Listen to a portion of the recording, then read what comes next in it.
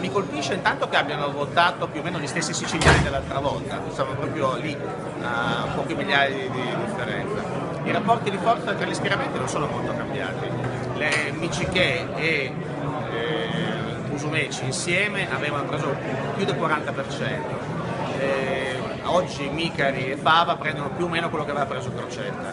Però un partito non si misura soltanto dai voti che prende, si misura anche dalla capacità di attrazione, dalla capacità di costruire alleanze. Il centrodestra ha costruito un'alleanza e ha vinto. Probabilmente, secondo me dovremmo fare notte per sapere esattamente chi ha vinto. Il centro-sinistra si è diviso e quindi non conta nulla, e temo che prenda i collegi ne prenderà pochi sull'isola e altrove.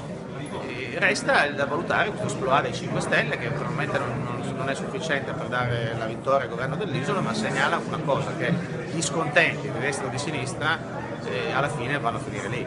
Cioè un italiano arrabbiato con Renzi, un siciliano in questo caso arrabbiato con Renzi, non va a votare per Fava, va a votare per Grillo, ed è un dato di cui si dovrà tenere conto. Anche perché l'isola ogni volta che ci torna mi colpisce per le sue potenzialità straordinarie. La regione è la principale azienda della Sicilia, ha fatto più assistenza che non sviluppo, il momento è propizio, non è vero che è un momento disperato, c'è un boom turistico della Sicilia e c'era interesse da parte del resto del mondo nei confronti dell'isola.